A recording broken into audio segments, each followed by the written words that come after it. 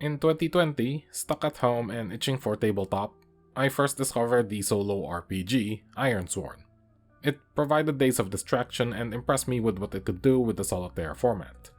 This was one of the only design for solo games that I had played up to this point, the other being Rangers of Shadowdeep. Rangers provided the player with a guided ladder of scenarios. Ironsworn instead relies on procedural generation. Ironsworn is a solo pen and paper RPG. In terms of preparation, it asks very little of you, instead demanding creativity and imagination during the gameplay itself. See, Ironsworn is not just a game. It is an engine for creating a story, a systematic cascade of connected writing prompts that gently guides you from large-scale world building all the way down to taking control of one of those world's denizens. Ironsworn takes advantage of the solitaire format, using the very weighty moods of isolation and solitude to color the stories it helps you create. One of the comments on my previous video brought to my attention another solo system, Ivan Sorensen's 5 Parsecs From Home. I had previously heard of this system while first deciding on a solo game before settling on Ironsworn. At the time, I was put off by the miniatures requirement, as I did not have enough sci-fi models on hand. In 2021, I was now fully prepared to play 5 Parsecs, and I have done so with the intent of doing a comprehensive review. Like Ironsworn, 5 Parsecs is an engine for creating a procedurally generated story. Like Rangers of Shadowdeep, it is also a hobby-intensive miniatures game. 5 Parsecs From Home is currently on its 3rd edition. There has been a lot of work put into this game, and the triumphant 180+ page rulebook is more than happy to let you know that. It is all done up in sci-fi styles, neatly laid out and easy to peruse. The different sections are color-coded, the art is compelling, and the content is dense.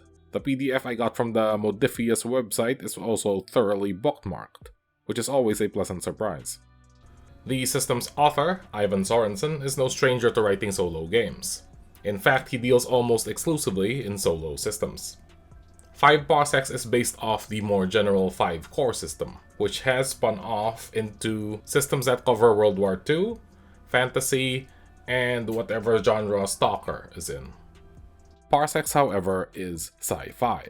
And not just sci-fi, but a grungy, planet-hopping, swashbuckling variant that also dips its toes into romance. Not that kind of romance, this kind of romance. That is to say, 5 Parsecs From Home is concerned with cultivating a sense of adventure, of being a tiny part of a grand living world that you are actively going about exploring. This is something it pulls off with its systems, but also with some very powerful narrative tricks that will encourage you to construct your own stories as you go. Modiphius Entertainment, who have published both 5 Parsecs and Rangers of Shadowdeep, have currently curated a set of systems that deal in this style of play that they call adventure wargames. It is a genre that I think should catch on because it offers a distinct gameplay niche that adversarial wargames are just not concerned with. To review 5 Parsecs, the first thing I did was set out to play an amount of games at which I could feel comfortable with the system, since I want to be able to speak on it from an informed perspective. 5 Parsecs is a campaign system, so I played all of these games in the system's default campaign style. This campaign is by its nature open-ended and potentially limitless, but the author has also kindly laid out a set of victory conditions. For the scope of the review, I decide on the most basic one, which is playing 20 campaign turns, each of which involves a tabletop battle. I then decided on the scale of the miniatures that I would like to use. I settled on using roughly 18 to 20mm scale. This is the scale Gaslands operates in. The book recommends about 24 enemy miniatures to start with, 8 Ganger, 8 Military, and 8 Alien types, but the book is also very clear about how proxies and counts as are common practice in the hobby, which is refreshing to see. So, of course, I print out and paint up 55 new miniatures just for this campaign, along with an entire table's worth of brand new terrain. What can I say? The system is compelling. For this campaign, I have used a lot of STLs, and I have made up a master list if you would like to see it. I would like to draw attention to two particular artists who I feel define the style of this campaign's aesthetic. First up is Jazz Mantis on Thingiverse, aka DL Faircloud, on their Patreon. Their sculpts are done in a very distinct retro style that I have not seen anywhere else. The next artist is Arian Croft, or Dutch Mogul, on Thingiverse. Arian is a prolific 3D artist and has uploaded a lot of different models. To inform what miniatures I need to prep, I check the kinds of enemies that the game can potentially throw at me. I transpose the enemy types into the different models that I am willing to paint up. That way, when I roll, I know immediately what model pool to use. Besides lining up the cosmetic equivalencies, I also tweak the system's lore to my needs. Parsecs has a pre-made setting that uses general sci-fi world-building tropes. This makes it easy to refit the built-in aliens with ones of your own creation, while still maintaining thematic cohesion within the default mechanics. For example, my in-game techie race is represented by the Lunar Coalition, who are moon-born humans with their own unique culture and physiology. The fighty aliens are represented by Space Orcs, a gregarious and well-traveled civilization who just so happen to view war as the greatest sport in the galaxy. The overbearing Unity remains intact in concept, while the Bionics are represented by the reanimated Martians, unpredictable beings who have installed their consciousness into their guns. The robots remain robots. There's also the jumpy, the furry, and the really old aliens, which I didn't roll for in Encounter or Crew Generation, so I don't quite get to include them in my setting. Not yet, at least. With the world at large sorted, I then went about pulling a crew from the new setting the game had helped me create. At this point, I'm feeling quite overwhelmed by all the choices I have for crew members, so I opt to let the dice decide for me by rolling for my crew. Eelkek is the crew's pilot. He is a wandering Martian, and it is rare to see their kind fraternizing with the organics. Their skeletal forms and machine-assisted immortality makes them repulsive to most other aliens. Eelkek, however, finds great fulfillment in the violent mercenary work amongst other civilizations. As such, he is also a widely known criminal, and Unity enforcers will attack him on sight. Chughax is a Space Orc war correspondent. Not all war cores are sent out to backwater systems to keep an eye out for potential conflict, but Chughax isn't a particularly good war core. He has taken a shine to the mercenary lifestyle. Like most Space Orcs, Chug is an avid fan of his civilization's national pastime, wartime combat. Unlike most Space Orcs, he also secretly longs to settle down and find true love. The Personal Unmanned Recon Automaton, or Pura, is a security unit that came with Eelkek's ship. Robots are, by their nature, excellent assets in a fight, so the crew has outfitted Pura with the largest gun that they can afford. Pura takes care of the ship's maintenance as best as a security robot is able, as none of the other crew members are trained engineers. And finally, the reason the crew is a crew in the first place, Joey Shaw, the human trader. Joey met Eelkek and Chughax in a bar, and seeing their potential as hired muscle, managed to convince them to formally group up. She promises to help Eelkek pay off his ship's loan with her financial know-how, and to keep Chughax busy with as many merc jobs as they can find. After the crew is done, the book also lets you roll up some simple stats for your crew's ship. It says that you don't need to have a model for a ship handy, so of course I printed one out to paint anyway. And with all of that ready, I finally get to go 5 parsecs from home.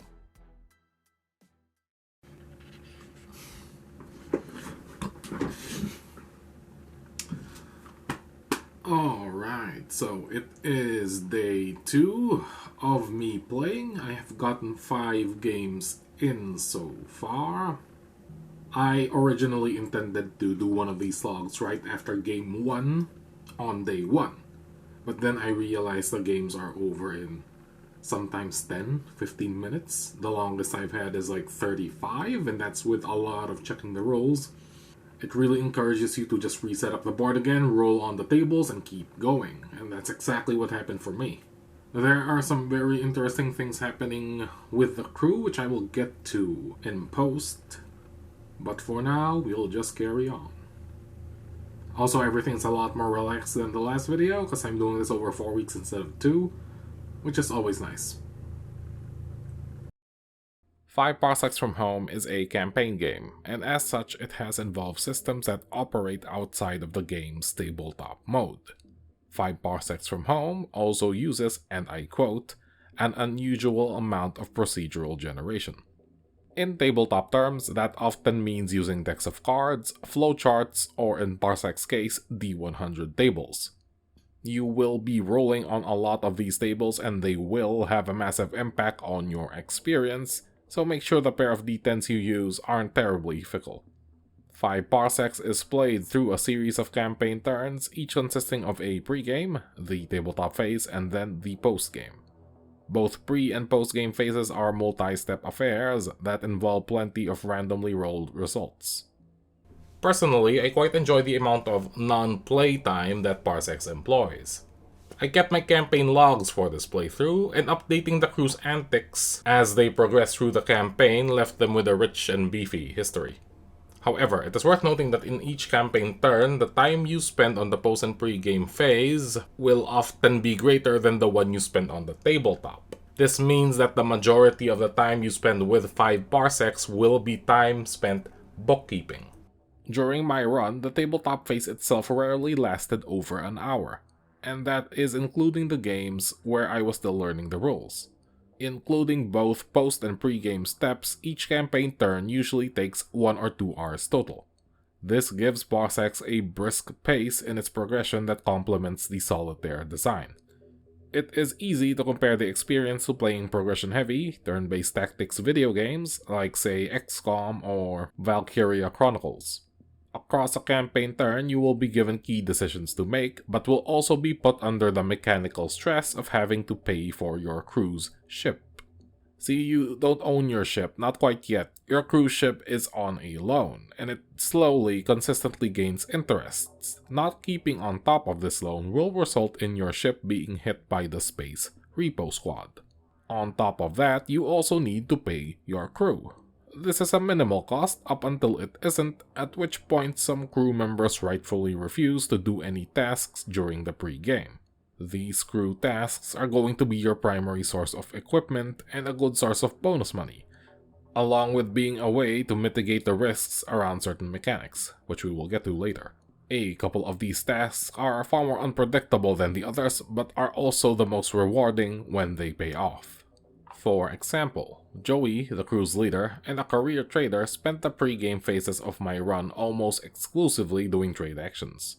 Trade actions are your main way to get equipment and extra cash for little risk. Eventually, Joey got training at merchant school, which gave her greater sway over what the markets offered. This led to her providing a lot of the crew's most useful items. All these features combined make the off-table aspect of Parsecs feel intertwined with both the events in the tabletop phase and the overall unfolding story. 5 Parsecs From Home, more so than any campaign system I've currently played, feels designed around its campaign. I'd go so far to say that 5 Parsecs From Home is the campaign. Playing this game one-shot is like playing a game of XCOM one-shot. It's alright, but it's definitely not the point. Alright, so it is 1 a.m. on day... I've forgotten the day, I've lost count to be honest. But I am on game 13, going into game 13. Which is going to be a major game, I can feel it. I know because I've rolled up the situation and it's a pretty dire one. I have gotten out of similar situations relatively unscathed in the past, so we'll see what happens. The system is extremely good at generating stories. If you are the type to run with all the little narrative hooks a system gives you, 5 Parsecs From Home will be a very good system for you to try. It's also just really snappy. It feels so trimmed down to exactly what it needs to be. The games are short, but they are satisfying. It feels almost like you're playing XCOM if you've gone through that loop. And that is it for this log. I will see you at the end of this adventure. At the start of the campaign, Five Parsecs From Home lets you pick a campaign size, which is the max number of crew you can have in an encounter at one time. I decided on 4 members. It is a tidy and intimate number of characters. At the campaign's midpoint, I decided to bump the campaign size up to 5. To accommodate the smaller scale of the fights, I also work with the standard table size of 2 by 2 feet. It works great with the 18mm scale at the default measurements, giving plenty of space for engagements across all ranges. Over the last 20 games, my time with 5 Parsecs tabletop phase has been eye-opening. It has shown me that you can have a compelling experience within a modestly sized play space, using tabletop combat rules that have been pared down to the barest essentials, and still have it be a miniatures game, as opposed to being a board game for which these things are just the norm. Parsecs firefights are simple, short, and often horrifically tense. Each mission's enemy is determined by those D100 tables I mentioned earlier. Each enemy type is rigged to carry a certain set of weapons. A group of enemies may have up to 2 specialists who carry nastier weapons, and may have a dangerous lieutenant. They may also be accompanied by a unique individual, who is almost always going to be the meanest thing on the board if they show up. Any prep you do in the pre-game phase will happen without the knowledge of what you will be facing. There are ways to hunt down a specific enemy, we'll get to that in a bit, but if you just do the standard patron or opportunity missions, you will have no idea what's coming. You could be fighting gangers on equal footing, or you could come up against a highly skilled and finely equipped set of soldiers. Or you could be jumping one clueless dude and wrapping up the game in 5 minutes. And it won't just be the enemies subject to this variability. The nature of the missions themselves are determined through multiple table rolls. One table determines the mission's special conditions, another will define a bonus pickup scattered onto the map for you to try and grab, and one more set of 3 smaller tables determines your objective for that mission. The objectives are diverse and get you a technical win if you manage to pull them off. But you can also just try to wipe out the enemy, which will give you greater rewards but is often the riskier route to take. All of this randomization really helps keep you on your tactical toes, as you stop trying to account for all the possibilities and just start rolling with the punches. Each tabletop phase starts with terrain setup, after which you determine which edge of the board you deploy on with a scatter dice, or any RPG dice with a pointy bit at the top. You'll then take your enemy models and deploy them on the edge opposite yours according to their set behavior. You always put down your models after the enemy, but have to deploy 18 inches away from an enemy model. After deployment, you are allowed to seize the initiative, rolling 2d6 and adding the highest savvy score amongst your crew. If you hit a 10 or more, each crew member gets to either shoot poorly or make a move equivalent to their speed score in inches exactly once. After seizing initiative, the first proper round begins. The reaction roll kicks things off as you roll 1d6 for each crew member. You take the results of this roll and assign them to 1 crew member each. A crew member assigned a dice lower or equal to their reaction score will get to act in the quick actions phase. A crew member assigned a dice higher than their reaction score will get to act in the slow actions phase. The rest of the round sequence resolves with the quick action phase, then the enemy action phase, and then finally the slow action phase. Characters with a high reaction score have a better shot of jumping enemies before they can go. Or if they choose to, they can prepare a snap fire action, letting them shoot at any enemy that moves into line of sight. This is a take on the Overwatch concept, which is a thing you see in 40k and again XCOM, but I believe a closer analog would be Infinity's ARO system.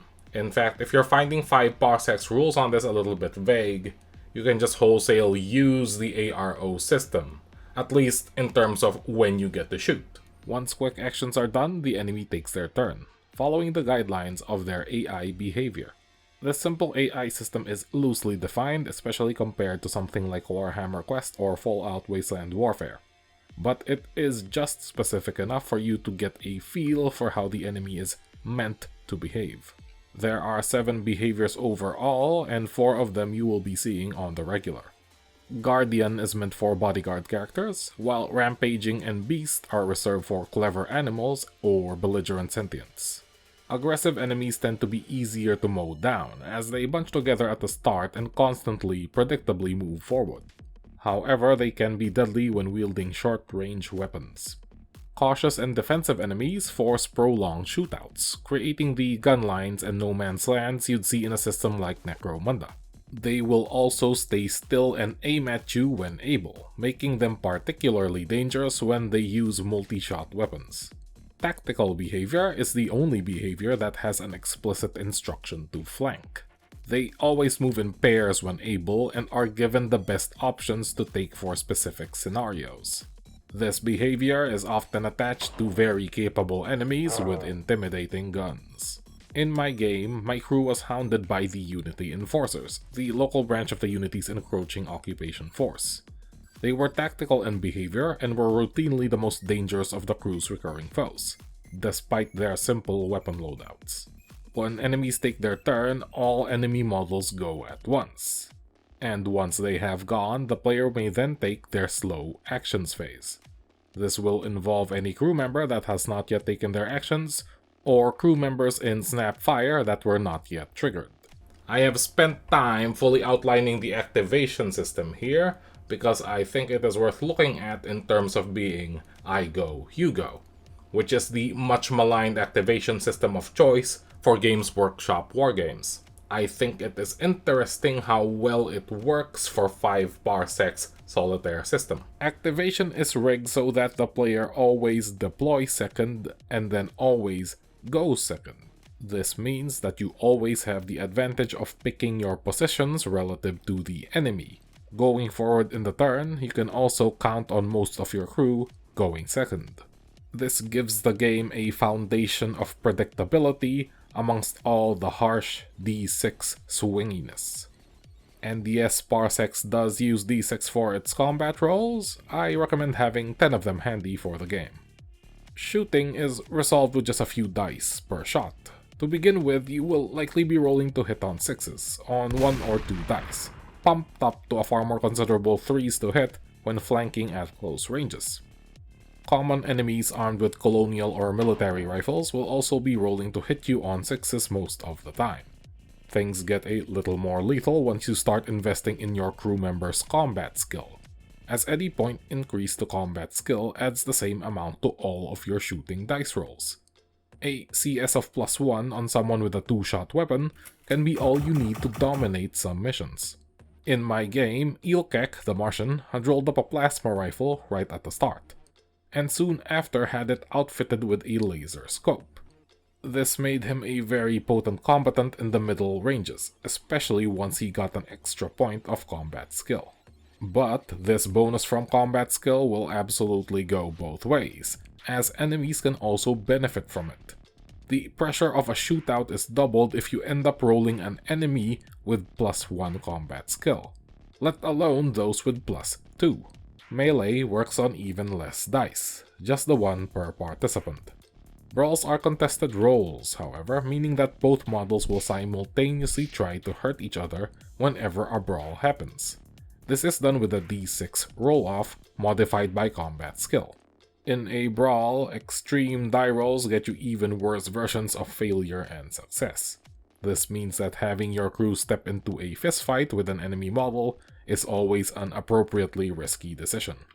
An exception to this would be Chughax, who has a special rule where he gets to roll and pick between 2 dice results whenever brawling.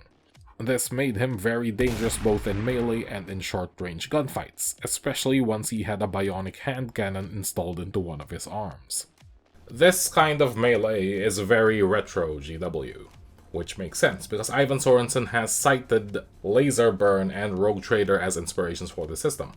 I've seen this kind of melee in Gorka Morka, I think Old Necromunda. I have seen it retained in the modern GW Lord of the Rings game. Frostgrave also does something similar. It's interesting because contested rolls involve a whole different set of brain math, and it can help differentiate it so much from shooting. Once something gets a hit in, you roll 1 dice per hit and add whatever the attacker's weapon damage value was. Meet or beat the target's toughness and they are taken out as a casualty. If they have a save roll, usually from being a robot or having armor, they get to make it to try and save themselves. Saves are few and far between and are usually on 5s and 6s. A fringe case in regards to save would be Pura, the crew's robot who holds the unenviable role of walking distraction. The robot's natural armor, paired with the defensive screen installed by the crew's lunar technician Minty, I'll introduce her later, makes Pura the ideal point man for the crew as they were saving on 4s. All of that means that once a model is hit in 5 parsecs, it is probably going to drop. If the model lives, it is instead knocked backwards an inch and then stunned. Stuns can stack and can hamper a model's ability to take actions. One other statistic that can save a model from being taken out is luck. Models with points in luck spend a point of it to scatter the 6 inches as they miraculously dive away from harm. Both your crew members and enemies can make use of luck. Earth-born humans like Trader Joey all start the game with a point of luck. I ended up with a very diverse crew through my random rolling, but a crew that's run entirely by humans, while thematically a bit bland, is mechanically one of the safest ways to start a run. Now, all this will make it sound like combat skill is the one thing to dump all of your points in, but my personal run through 5 parsecs saw me investing more in toughness and mobility. This will not be the case for everyone, as I had rolled up some really good weapons and gun sights at the start of the game, along with some very interesting crew members. Again, this system is concerned with getting you to roll with the punches, as it uses unpredictability to stop you from sticking to the one optimized approach. Each completed round of the tabletop phase results in a morale check for the enemy crew. The more enemies you kill in a round, the more likely the remaining ones are to just run away. This can expedite a mission on a lucky roll and can really help even the odds for numerous enemies that have a higher tendency to panic. Your own crew members do not have morale systems, instead it's all put on you and your judgment. You can run models off a table edge to retreat them, and sometimes this will be the best option to take. Overall, I would put the average mission length for parsecs at 3 rounds. I had a couple of truly cinematic missions pull past round 4, one go all the way to round 6, but those involved a lot of bodies having to deal with a lot of cover. Missions can be decisively won or lost in just a few activations. For an adversarial game, this wouldn't be the best choice of design, but for something that's solo co-op, it can both make you feel like a tactical genius, or put the fear of death right into your gut. Right, so it is the... Well, actually what's happened is I did a bit of writing before stepping in front of the camera to give my final thoughts on the system. And what I would like to focus on for the final log is how distracted I got just coming back to the printing and the painting steps, because I would roll something up that I did not have physically, and I would then be compelled to print it up and paint it up, which is not a bad thing. In fact, if you're not doing the game under time pressure with the intent of putting out a review, it is a good thing, because it means it's getting you to engage with the hobby, which is, in my opinion, half of the point of playing these games. As of now, it is quite safe to say, yeah, this system is something else. It's doing a lot of really cool things. 5 Parsecs From Home will quickly get you into its core loop, and by the 5th campaign turn, you'll likely be comfortable with how the system flows. It's also around this time that you will end up either facing off with rivals, getting a quest, or, if you're really lucky, running into an invading force. Rivals, quests, and invasions are the system's way of stopping you from getting too complacent in the one location. They are also the system's way of generating procedural stories. As such, I have taken to calling them hooks, because they are quite good at dragging you off into adventure. Rivals range from recurring triviality to a particularly nasty enemy that refuses to leave you alone. In the story Parsecs generates, rivals are antagonists with a personal stake in their conflict with you. Every campaign turn has a chance of being hijacked by a rival encounter, and the chance increases directly with every additional rival you get. Most fights you get into are not going to be with a rival, but there is a small chance that everybody you fight turns into a rival. Starting a campaign with 2 or 3 rivals on your sheet will not be unheard of. Now, this may sound a bit annoying on paper, and while it kind of is, some of the very best story moments will come out of these interactions with your rivals. They are a rare constant in a very random game after all, and there is comfort in that predictability. You can even spend time in the pre-game tracking your rivals down, seeking them out for a fight. You start attributing more human behavior to them over your repeated encounters. I found myself making creative justifications as to why they were still tailing me, linking their presence to the randomized events of the pre- and post-game. My run's most threatening rival, the Unity Enforcers, tracked my crew over 3 different locations. On 2 separate occasions, they managed to roll up the exact same unique individual, a dangerous cyborg officer. By the 13th campaign turn, they had a narrative and mechanical presence so strong that I house-ruled them into an invasion threat. Invasions are uncommon. I only got to do 1 over 20 games. But when they happen, they put the brakes on whatever it is your crew was doing. In narrative terms, invasions happen because a warmongering faction has taken interest in the planet you are in. Their numbers are too overwhelming for a single crew to possibly be able to handle, so you are forced to run away. Whenever a planet you are on is invaded, there is a good chance you will have to fight an invasion battle, in which you have to either wipe out the opposing force or survive a full 6 rounds. Invasion battles are rigged to have 2 extra opponents, do not have any special conditions, and give you less rewards. The only goal becomes holding out and surviving, as retreat will not be a safe option until the end of the 6th round. There really is nothing mechanically good about suffering an invasion. It forces you off a location, it deletes all of the progress in that location, it makes you spend the credits on the fuel to leave the location, and then it might also put you into a potentially lethal battle, which you will not even get paid for. However, it is a fantastic set piece for the story that is currently unfolding. In my run, soon after I decided to give the Unity Enforcers an invasion risk, they ambushed the crew at an Earth-based admin archive. The crew fought them off and discovered evidence of an imminent invasion attempt, which immediately arrived the following campaign turn. The crew could not outrun the Unity and had to suffer a battle defending themselves against a well-trained force nearly twice their numbers, using up all of their grenades and stim packs in the effort. They fled to a remote trading hub in the Badlands where the Unity Enforcers finally lost their trail. Parsec's final hook is its quests. They are less intrusive than rivals and invasions, as quests are always opt-in. Once you stumble onto enough rumors to get a quest, you're given the ability to do quest missions instead of the usual opportunity and patron ones. Quest missions are often riskier, but more rewarding, and they move the quest along the more of them you take. Eventually, after you have gathered enough quest rumors, you hit the quest's final mission, which will be rigged to have 1 more enemy on top of the heightened risk. If you win this mission, however, you will get thrice the loot and a bit of extra XP. I found quests to be a bit more difficult to build a story around than rivals and invasions. Since they cannot involve rigged, persistent, or recurring enemies, they will feel a bit scattershot as you hop along through the scenarios fighting a hodgepodge of opponents. There is less consistency, which can make the feel of the quest markedly more abstract than rivals or invasions. An important aspect of quests is how they have a chance to come to a full stop, only to be continued when the crew arrives on a new planet. This is the less violent way of prodding the player off their current area, as the allure of 3 campaign turns worth of loot will likely be enough to push a crew off-world.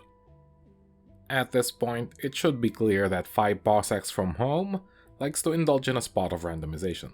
It is a swingy game, not just on the field, but also in downtime. The game acknowledges this and has systems in place to help you out of particularly tight spots. Story points allow you a degree of control over the game's many pivotal dice rolls.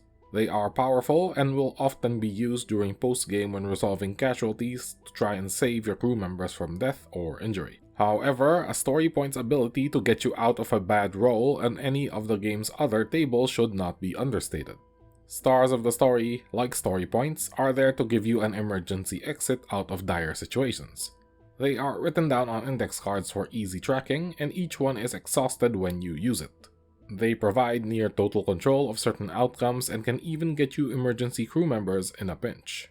I only used Stars of the Story one time in my run to save Ilkek from a double death result on an injury roll. They are nice to have and are suitably hard to get.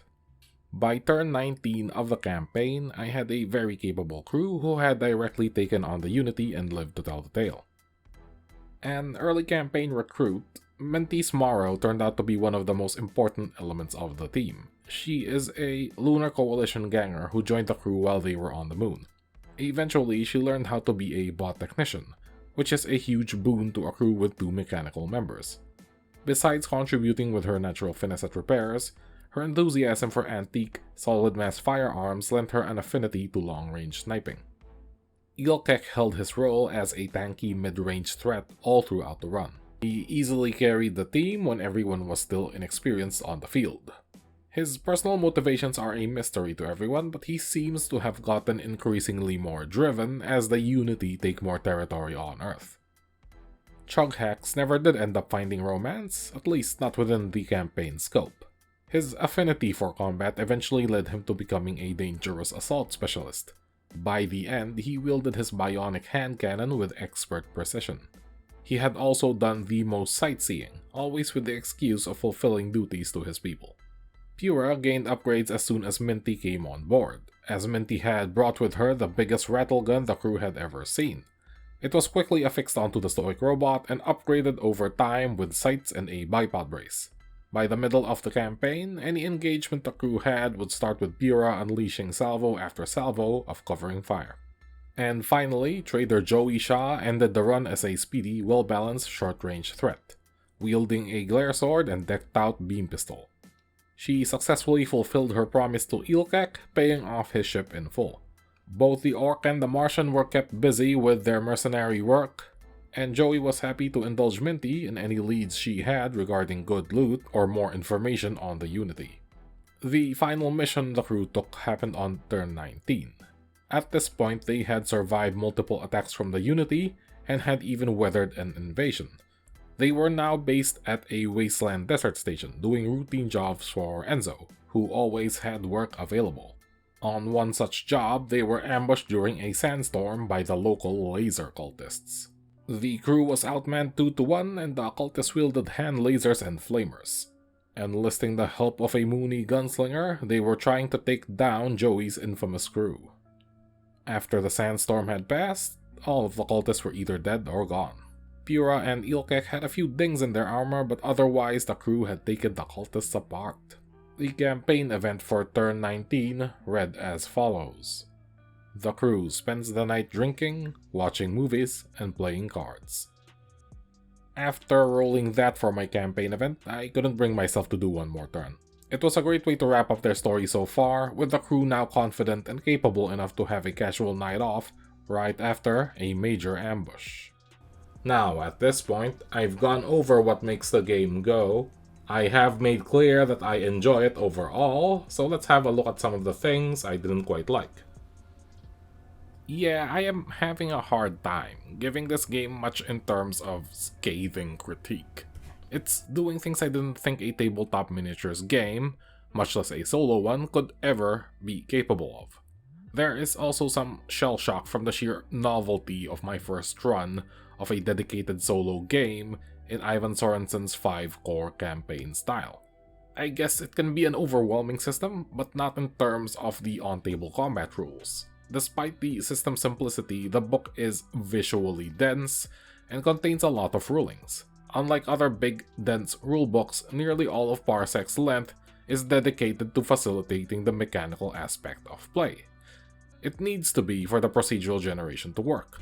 If I weren't already experienced with digesting rulebooks like this, I can imagine that it would be even more daunting. Also, during the prep for the review, it felt like the system was asking a lot of me in terms of miniatures and terrain, even considering the minimum of 30-ish models it suggests. Going over the book to see all the different enemy types also compelled me to prep more than was essential, although that point in particular is not necessarily a shortcoming. I found Parsecs to be constantly creatively compelling in a way adversarial games only are when still new or when campaign-based. One of my personal metrics of a system's quality is its ability to get me painting miniatures. When I say something is creatively compelling, I do mean that it gets me to paint. Truly, I kept interrupting my run with printing and painting because I wanted the experience to be more immersive than it already was. But even beyond that, Parsecs pushed me into thinking up a custom setting, into giving these characters actual character, even if they only ever existed within my head. Getting the system to tell you a story is effortless and fun. The book encourages this kind of creative homebrewing. In scattered places in the rules itself, it leaves these tantalizing suggestions on how to make the system even more of your own. It is why I started the video talking about Ironsworn, a system that gets you to write and to world build, because 5 Parsecs From Home pulls off that same magic trick. Instead of dealing with isolation and solitude, Parsecs deals with the more classical moods of adventure, camaraderie, and fighting against persecution.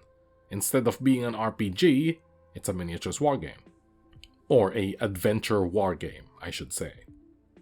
A few weeks ago, Uncle Atom from the YouTube channel Tabletop Minions, you may have heard of him, released a video talking about tabletop RPGs, and how he could not jive with them. In that video, he proposes mini wargame campaigns as an alternative to the more improv-centric and socially demanding RPG. This is an opinion I share. For the longest time, I basically forced myself into enjoying tabletop RPGs because it is the norm in tabletop culture. Not being able to do well in tabletop RPGs just made me feel like a fake nerd. It's taken me about 10 years to come to terms with the fact I just do not enjoy them.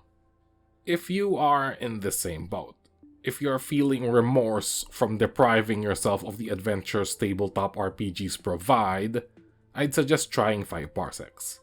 Because of its solitaire design, it is especially approachable to people who have social anxieties, or to people with very little time for games. If you're not a fan of sci-fi, Ivan does have other popular genres covered in his other 5 core spin-offs. If you're not a fan of playing alone, you can run it as a cooperative game, as a kind of RPG light. The book even has some tips and mechanics for playing the game in that manner. It's honestly a really good book. If you'd rather not do up terrain and miniatures, Ironsworn and its sister system Starforged got you covered. Ironsworn is explicitly a solo RPG and is free to download online. I would like to close this video with 5 Parsecs From Home's own definition of the genre it is currently trying to establish. Quote, "What you are reading is a different type of game. Where miniatures games have traditionally been about building armies and fighting generic battles, adventure wargaming is about a lot more. It's about games that can be played on your own time, which reward your investment by providing an exciting story, and which do not require hundreds of dollars of investment simply to play a game." End quote. Thank you very much for watching. Next time we will be covering a system that is a bit more grounded. Until then.